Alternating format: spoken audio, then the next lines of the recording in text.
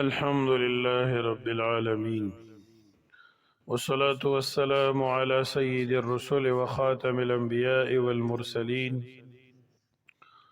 وعلى آله الطيبين وعلى أصحابه أجمعين، وعلى كل من تبعهم بإحسان إلى يوم الدين.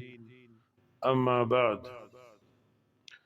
ألا بذكر الله تطمئن القلوب. صدق الله العظيم. درود شريف واي. اللهم صل على محمد وعلى آل محمد كما صليت على إبراهيم وعلى آل إبراهيم إنك حميد مجيد. اللهم بارك على محمد وعلى آل محمد كما باركت على إبراهيم وعلى آل إبراهيم إنك حميد مجيد. اللهم صل على سيدنا محمد وآله وعترته بعدد كل معلوم لك. كلمة طيبة پټول وظائف و اذکارو کې بہترین او افضل ذکر دے. رسول اللہ صلی اللہ علیہ وآلہ وسلم فرمائی: افضل الذکر لا الہ الا اللہ وافضل الدعاء الحمد للہ. بہترین ذکر دا لا الہ الا اللہ دے. امام ربانی رحمت اللہ علیہ فرمائی چې هر کله کلمه طیبه کې دا تاثیر دی چې د دې په ویلو سره الله د شرک په شانتي لویه ګناه معاف کوي، نو دا نور ګناهونه خو د شرک نه کم دي، واړه دي. هغه خو به الله کریم په طریقه اولا سره د انسان په دی باندې معاف کوي او د هغې خیرې به د ده نه لرې کېږي په شرط د دې چې توبه وباسي. او هر کله چې دا د شرک خیرې لرې کوي نو د دې نورو ګناهونو خیرې او کدورت خو په طریقه اولا سره لرې کوي. کلمه طیبه دې ته ځکه وایي چې دا پاکه کلمه ده.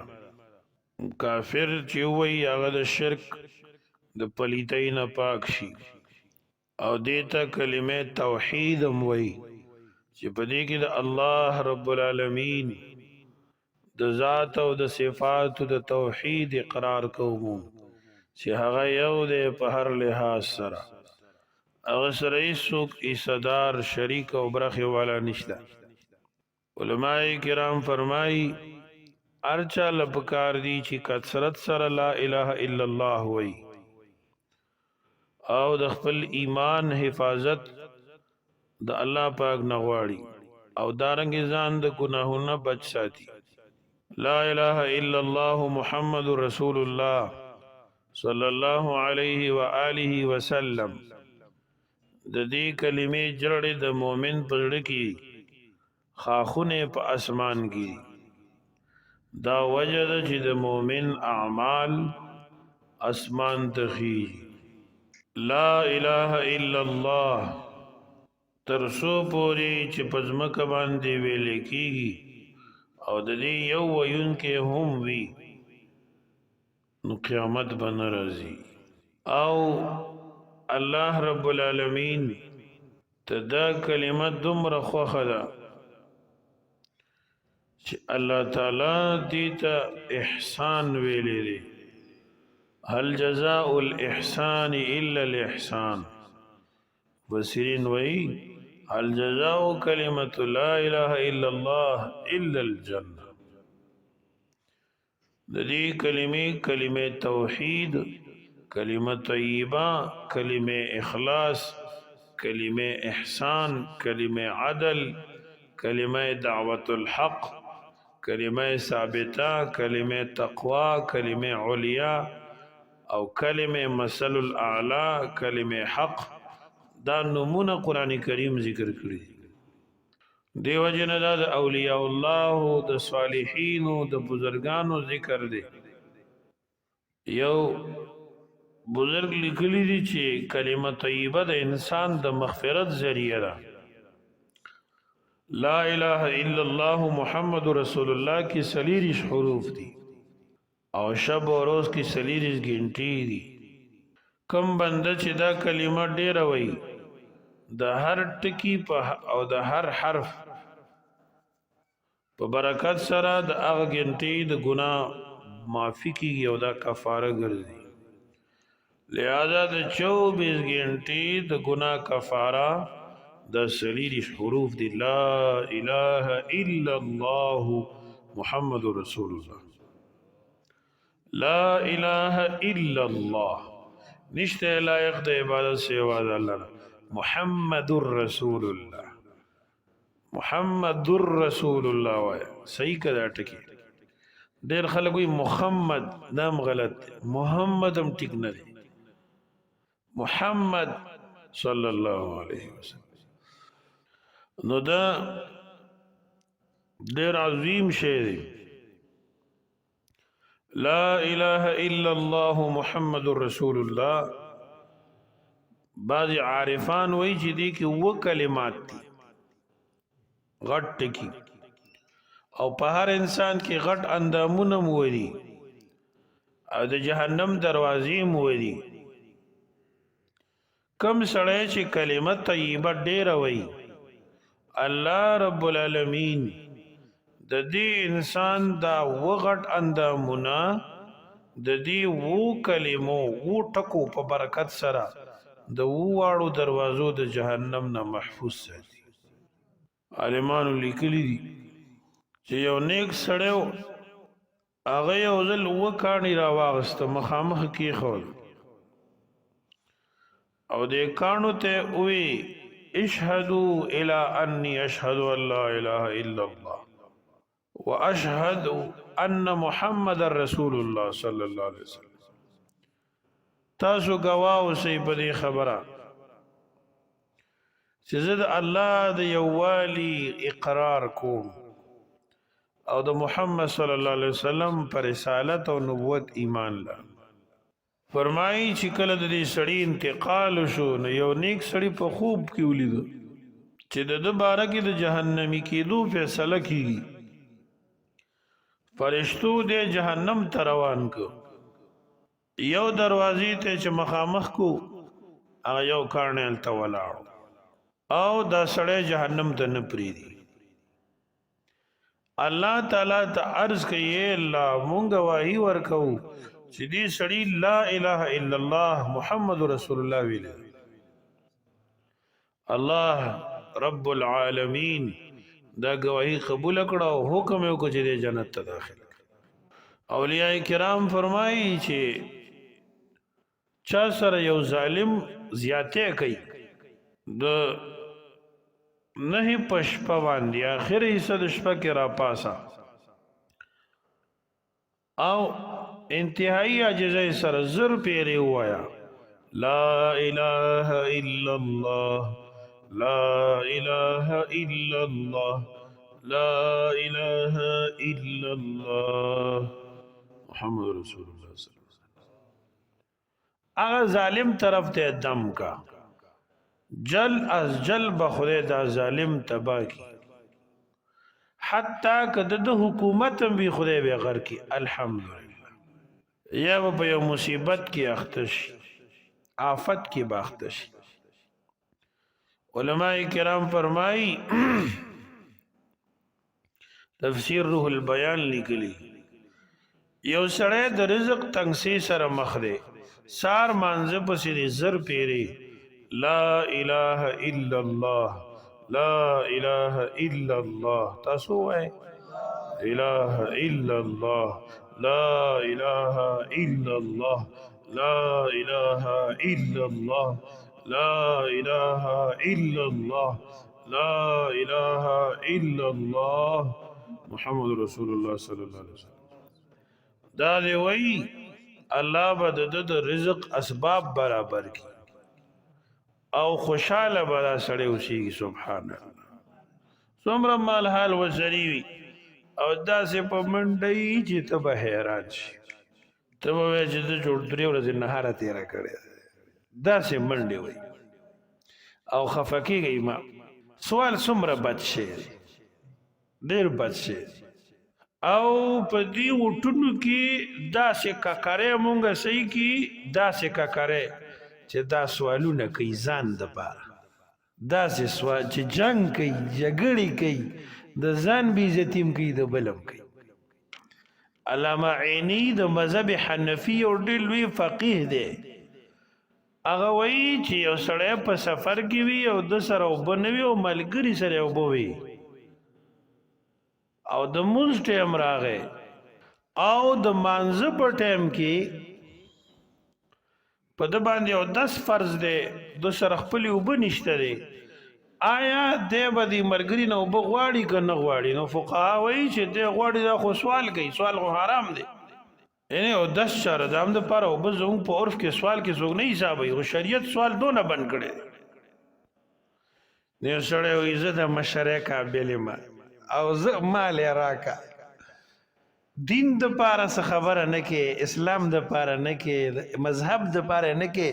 صرف د خپل خېټې د پاره ځکه یو سړی د دین د پاره ولاړ نو ټیک ټاک نه خو د ټولو اجتماعي شی چې کوم جماعت نه ولاړ هغه سیکولر دی دین فروش دی قوم فروش دی وطن فروش دی او ځان ته ټټول نه غټ پښتون وي ته سوالګري ګداګري په حقیقت کې لږ کو انسانیت زده کړه خدای دې موږ تاسو د ګداګرۍ نه وساتي الله دې هر مسلمان د دین وساتي دومره نقطه د دین خو پیژنې چې دا سوال لې چې کوڅه کې مو درېږه او وخیری په دروغو نشلیږي وی مولیانو کې سو ډلې دي ستا په سیاست کې سو پارټۍ دي سو قسمه جنډې دي او درو دي او یو بل پسې کنځلم کوي بدردم وای مشرانم د خلکو سپک یادوي او لګیای مولا ته وتا کې ډلې دي ډلې خو تاسو کې خپه کېږه ما او تاسو خو خپل ملګری نو سبا خبره ده بار داسې نه سم ویل دوالو غلب ویني معلوم دی نو خبره زدي پورې کوم څه دا دین دی ها اسلام عزت نفس منتخي خپل حق غواړه بالکل غواړه هغه سوال نه دی نو دلته علامه عیني صاحب لیکلی دي که د سره پیسې وي او هغه ولا په اوبو کې داسې یو ریټ جنګوي چې یاره لکه لوټه دی وخت کې په 10 روپۍ 100 روپۍ د اوبه د په پیسو والی او غنه سوال نه کوي او که د سره پیسې نه وي تیمم دی وایي سوال نه کوي نو تاسو خدمت کې عرض کوم چې ګوره رزق فراخي دي ته نه وایي چې ښه ډېر دوکانونه دي ښه ډېر کاروبارونه دي دا هر څه دي ډېر یو ته پکې محتاج نو څه پې او یو دوکان دې نه یو ته الحمدلله ښه خپل لمونځ او دس کې او ښه مزیدار ژوند تېری او چاته لاس نه نیسي دا فراخي د رزق ته الله دې موږ تاسو ته رزق فراخ را نصیب کړي او د تنګسیر د رزق نه هر مسلمان الله محفوظ وساتي پیغمبر پاک صلی الله علیه وسلم فرمائی لا الہ الا اللہ افضل ذکر دے محدثین فرمائی چې دې کلمې طیبې ته افضل ذکر ولې ویلې دي ځکه ویلي لا الہ الا الله کې باطینی صفائی راځي لا الہ الا الله کې څنګه نفي د معبودان باطل او ده دارنګ د فاسد خواهشات هم ده د ګناهونو هم د زمونږ استاد زمونږ استاد په نفس کې چې کوم خیره دی او موږ تاسو نه کوم ګناهونه کیږي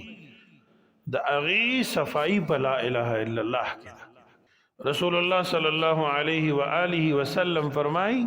تاسو خپل ایمانونه تازه کوئ قیل یا رسول الله وکيف نجدد ایماننا صحابه کرام ورزو کو د الله پیغمبره مونږ څنګه خپل ایمانونه تازه کوو پیغمبر پاک ورته فرمایل لا اله الا الله ډیر وای لا اله الا الله محمد رسول سفیان وای پیران بزرگان دین اهل الله چې دا څومره اعمال دي دا د دې بدل جنت دی او دا الله دیدار دې لپاره په دنیا کې لا اله الا الله ډیر ویل پکار دی د لا اله الا الله بدل سوا د الله د دیدار نه بل نشي کېدی سبحان الله او عارفین فرمایي چې لا اله الا الله سو کوئی بیک وقت سلور خبرې ته حاصلېږي نو په کار دا ده چې د سلورو خبرو باره کې د ذکر کوونکي سړي توجه وي دی تا یو دا چې تصدیق زړه نه به الله معبود ګڼي زړه نه او پړه کې به دا پخه عقیده پیدا کې چې زما معبود او زما رب او مالک او خالق یو الله دی که دا سبق تړه تکوز نه کړي نو منافقت خطره ده والعیاذ بالله. دویم د دې ذکر په ادب کې تعظیم به کې احترام به کې ګینه د بدعتي کېدو خطره ده. دریم تا ته په دې ذکر کې خوان حاصلي او که خوان نه حاصلې درو پوښ شي تر یا کاری ستا په کې ترقی نه کېدا تا ځان له نه کولو د خلکو مخکې خوان در کولو او چې ځان له بیا تسبیح جیب کې واچي پوښ شي چلون ولن فی ذکر خو ځان له بیا ډیره مزه کوي ذاکرینو نه ته تاسو کا او بعد وخت په ډاله کې مزه کوي. ولای قاری سے مرقات کې لیکلي چې په ډاله کې څوک ذکر کوي په اوچت انداز سره دا اظهار د دین کوي دین ښکارا کوي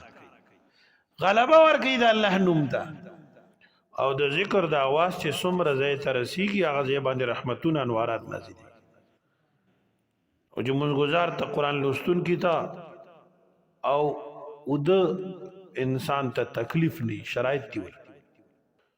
او د دې ذکر به احترام کوي. دا سلور خبرې د ذکر کوونکي د پاره پکار دي چې د ځان کې پیدا کړي.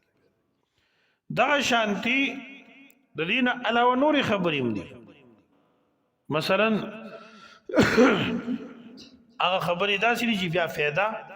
وسره نورم زیاتېږي چې هغه خبرو ته سړی خیال ساتي. مثلا لا اله الا الله دی وی نو دې بزیدان پويږي چې زه سوي ما سنفي کوم او ثابتوما لا اله الا الله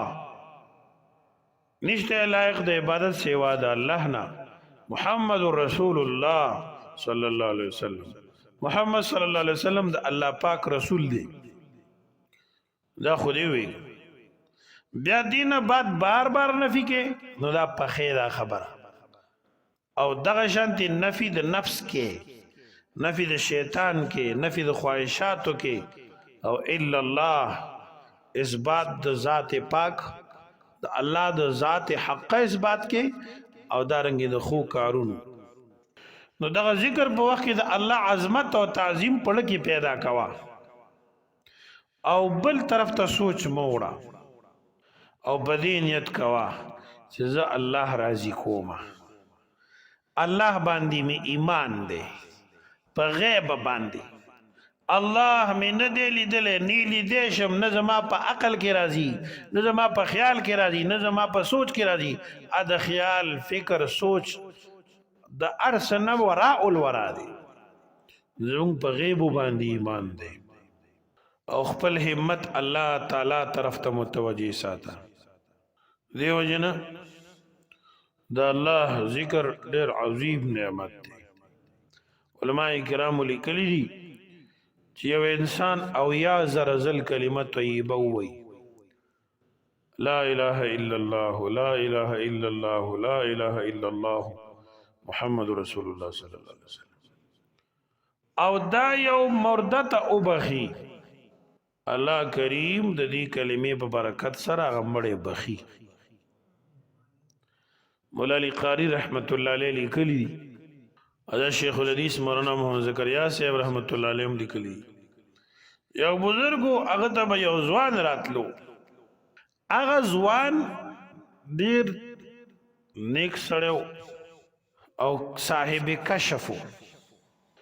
یو ورځ راغی وی کته د سره ناشته نو ډیر زیات خفه دی ورته وی تو ولې خفای زما مور مړه شوې ده او هغه مې ولیدله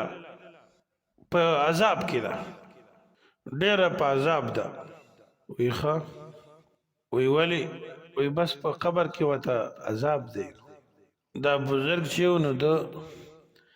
او یا زرزل کلمه طیبه ویلې وه په زړه زړه کې وي چې دا د خدای یو بنده دی د دا مور دا الله درزا د پاره دی ثواب ما دی مرده ته بخلې یو سات بعد دا لک ناشته داسې یو کتو په خندا شو ډېر خوشاله شو دوی تاسو کو چې دا ولی خاندي وی یو سات مخکې ډېر تکلیف کې و اوس مې ولید ډېر خوشاله و الله پاک وبخله سبحان الله نو هغه محدث وی چې دې کیسه کې ما ته دوه خبرې حاصلې شوې یو خو مې دا یقین راغی چې رښتیا دا ځوان صاحب کشف دی خیال دی او دویم دا خبره چې دا مسله صحیح ده چې او یا زره زل کلمه طیبه یو مرده ته وبخي نو الله پاک پې هغه مرده بخي نو ما ته خدای دا واضح کړله نن چې موږ تاسو چرته دعا له لاړ شو که نه نو په ځای د دې چې هغه مرده ته دعا وکړو زمونږ خبرې دومره ډېرې دي چې هلته دومره غیبت وکړو چې الله دې معاف کړي په کار دا ده د صحابو طریقه دا وه چې کله به دوی جنازې پسې تلل یا به د تعزیت د مړي په ځای کې ناستو نو دومره غلي به ناستو چې بهرني سړي ته به پته نه لګېده چې دې کې د مړي وارث کم یو دی هر یو کس به داسې خفه و مرګ به ورته یاد و قبر به ورته مخې ته و حساب کتاب به ورته مخې ته و الله رب العالمین دې زموږ او ستاسو دغه شانتې اعمال نصیب کړي الله کریم دې زموږ او ستاسو متبع سنت ژوند نصیب کړي جنازې پسې تک په خاموشۍ پکار دی بس خاموش حتی چې فقهاوی په اوچت اواز ذکر هم مه کوه په کلاره کلاره کلمت طیبه وایه یا ذکر کوه اوچت اواز مه کوه نو دې وجې نه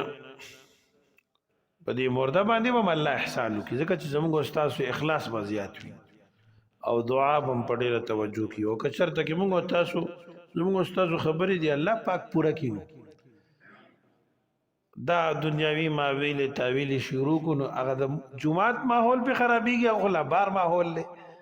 ای کې خاصم انتشار وی په ذهن کې سوچ کې یکسوئی نه الله کریم دې موږ تاسو ته د ذکر اذکار او د نیکو اعمالو توفیق راکړي لا اله الا الله دا یو خبره ذهن کې کینو چې دې کې منځ کې دمه نشته لا اله الا الله دا څه باندې کې لا اله الا الله منځ کې به دمه نشته اسی با تصور کولې شي وقفه دې کې نشته فقهاوی ځکه معنا بیا غلطي لا اله الا الله لا اله الا الله محمد رسول الله نشته لایق د عبادت سوا د الله نه محمد صلی الله علیه وسلم د الله رسول دی سبحان ربک رب العزة عما یصفون وسلام علی المرسلین والحمد لله رب العالمین